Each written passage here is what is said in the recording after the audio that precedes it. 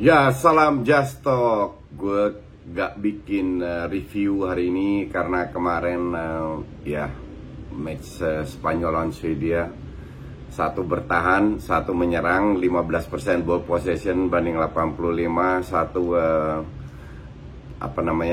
tumpulnya minta ampun, finishingnya ancur-ancuran, terutama yang namanya Morata itu.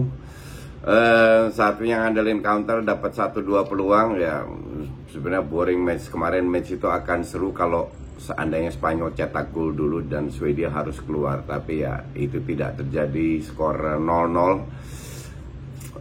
Jadi gue mau bikin preview aja, preview untuk match star malam. Ada grup terakhir yaitu Jerman lawan Prancis dan Portugal lawan Hungaria. Ini grup seru, grup neraka. Tapi sebelum ke sana, gue kemarin janjiin kalian bagi-bagi hadiah. Gue nggak tahu apa masih ada yang belum gabung. Feeling gue pasti masih ada yang baru nonton match ini. Jadi gue sarankan untuk gabung di Peluit Panjang karena mereka bagi-bagi banyak hadiah. Ada PS5, smartphone, TV, jersey bola, dan banyak sekali lainnya senilai puluhan juta. Untuk info lebih lanjut, kalian harus gabung dengan grup Telegram di link deskripsi di bawah ini dan juga akun-akun sosmed lainnya. Oke, di sana ada banyak berita dan juga prediksi hanya di pluitpanjang.id. Terus kita sekarang ke match Prancis lawan Jerman karena Hungaria Portugal. Ya, gue nggak pernah nonton Hungaria, jadi jujur kalau ngelihat data untuk gue itu nggak begitu seru. Gue harus nonton dulu bagaimana mainnya, baru nextnya gue bisa menilai tim ini seperti apa. Tapi kalau Prancis dan Jerman ini gue nggak usah nilai, kalian juga sudah paham rata-rata. Oke? Prancis line up-nya kira-kira aja, oke? Kira-kira Yoris di belakang. Mereka bermain dengan 4-4-2 tapi 1 DM. Back kanan Benjamin Pavard masuk akal. Center back kemungkinan besar Varane sama Kimpembe. Kimpembe bermain luar biasa di PSG 2 tahun terakhir, bener-bener menonjol. Varane ya ups and down. Varane gak ada Ramos, gue bilang toh berbeda sekali. Kalau dia ada Ramos bermain jauh lebih bagus. Sekarang nggak ada ya, kita lihat ntar Varane gimana. Di kiri ada Lucas Hernandez, posisi seperti biasa. Di tengah area kiri Pogba seperti main di MU. Di kanan ada Tolisso. DM-nya Kante, 1 DM. Depan Kante ada Griezmann. Griezmann berada di belakang Giroud dan Mbappe. Nah, yang seru ini kan Mbappe sama Giroud lagi ribut. Dan gue lihat Mbappe ini orangnya baperan, egonya tinggi. Dari komen-komennya dia segala, dia suka cepet tersinggung lah. Sebenarnya yang dikatakan Giroud ya baperan juga ini orang, dalam arti hal kayak gitu lu tidak katakan di publik. Giroud agak komplain, ya gue kurang dilibatkan oleh Mbappe, dalam arti kurang dapat bola dari Mbappe. Terus sama Mbappe dibalas. Kalau gue jadi Mbappe, gue nggak akan balas, tapi bener-bener gue ngomong internal dan nggak bikin suasana lebih tereskalasi lagi. Karena Mbappe justru bilang di preskon, ya gue nggak masalah dia bilang apa, itu hak dia. Cuman yang gue permasalahkan kenapa dia bilang di publik. Nah, di situ kan dia menunjukkan bahwa kelas lu sama Giroud sama-sama baperan, sama-sama pansos. Kalau lu nggak baperan, nggak pansos, harusnya lu diem. Kayak gue pernah, kalau kasus gue lah, berapa kali gue pernah difitnah di itu nggak gue tanggepin. Karena kalau gue tanggepin, mereka dapet panggung dan itu gue nggak mau. Nah, sekarang ini sama, kalau ditanggepin seolah-olah Giroud-nya bener, nggak dapat bola, makanya ditanggepin. Kalau Mbappe merasa nggak bersalah, nggak usah ditanggepin. Ngomong internal aja udah cukup. Karena ini demi kepentingan tim, dan hal-hal kayak begini itu bisa memicu masalah itu terjadi pada saat Perancis asumsi kalah. asumsi kalah. Terus Mbappe ini memang semua striker egois. Jadi untuk gue agak aneh bahwa Giroud bilang gitu. Giroud pun gak kalah egoisnya. Nah, nanti seandainya skornya 0-0 atau 1-1 atau kalah, ini akan diangkat lagi oleh media, terutama media lawannya, tambah jadi lagi nih barang. Jadi kembali lagi bagaimana kedua, apapun hasilnya, kembali lagi bagaimana kedua striker ini bisa meredam, dan juga peran pelatih. Kalau gue bilang sih pelatih harus keras bilang kedua pemain ini tidak mau bahas apalagi ini di media. Kalau mau kita bahas sekarang di dalam internal. Jadi kalau ditanya oleh wartawan bilang aja no comment. Kalau gue jadi pelatih itu yang gue lakukan. Tapi ya Deschamps ini kan untuk gue sih bukan leader. Gue nggak ngelihat dia bisa ngatur pemainnya kayak begitu. Tapi ya sudah, kita lihat aja.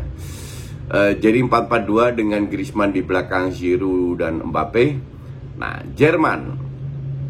Jerman itu bermain kemungkinan besar seperti di match terakhir kalau nggak salah, bermain 3-4-3. Rudiger di area kiri, Matthias Ginter dari Gladbach di area kanan, di tengah Mats Hummelsnya Dortmund. Rudiger memiliki musim yang luar biasa semenjak dipegang Tuchel.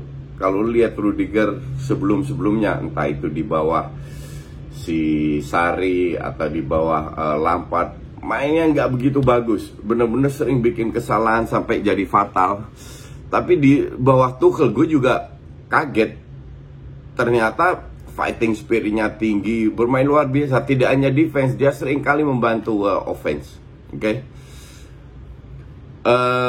Di tengah sebelah kiri, sayap kiri ada Gosensnya Atalanta. Sayap kanan ada Kimmich. Ya, posisi yang nggak aneh juga buat dia karena dia sering dulu main sebagai center back kanan di Munchen, kadang-kadang DM. Nah, di tengah ada Gundogan dan Toni Kroos yang yang perannya mungkin lebih bertahan. Gundogan ya, sekali-sekali ngebantu lini depan. Strikernya Gnabry. Di belakang striker ada Havertz dan Müller. Sayangnya Goretzka cedera. Karena kalau Goretzka nggak cedera, pasti dia main. Goretzka sudah nyetel banget sama Thomas Müller, dan Gnabry pun juga dari Munchen. Kalau seandainya ada Goretzka, Gnabry, Müller, mereka lebih nyetel lah daripada Gundogan dan Kai Havertz. Tapi it's okay, but still ini tetap tim yang top.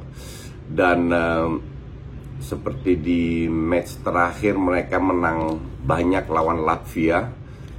Kalau nggak salah Latvia 6 atau berapa, banyak gol lah di situ. Gosens kasih sayap itu punya peran penting sekali di sistem ini di bawah low.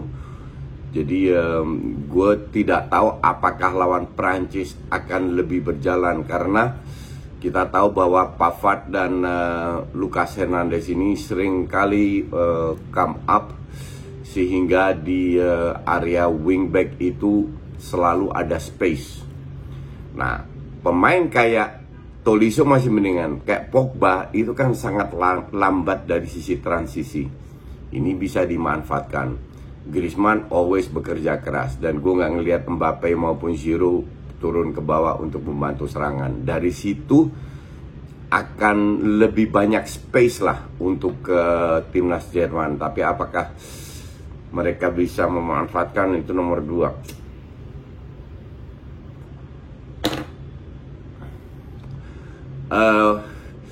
Gnabry kan biasanya main winger kalau di depan ada Lewandowski, tapi kali ini dia kemungkinan akan menjadi false nine.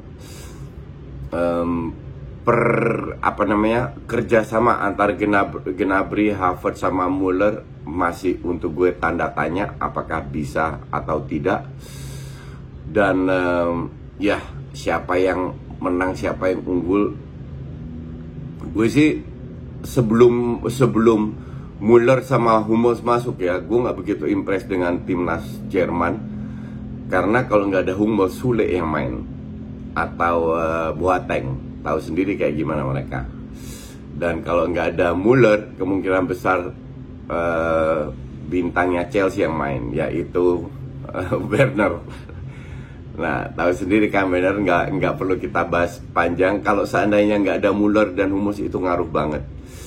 Sule dan Werner, ya kalau seandainya tim itu yang kemudian gue akan unggulkan Prancis. Tapi dengan adanya Hummels dan Muller, gue bilang ya 50-50 match, dalam arti semoga tidak menjadi pertandingan yang boring. Semoga kayak Belanda lawan Ukraina, dua-dua menyerang, dua-dua memiliki beberapa peluang, terjadi banyak gol. Untuk penonton netral itu jauh lebih atraktif daripada cuman ngandelin counter attack kayak Spanyol lawan Swedia. Enggak, harusnya dua-dua sih nggak ada yang bertahan, harusnya dua-dua menyerang. Oke, sementara itu aja, kita tunggu reviewnya besok yang pasti akan lebih seru. Thanks for watching.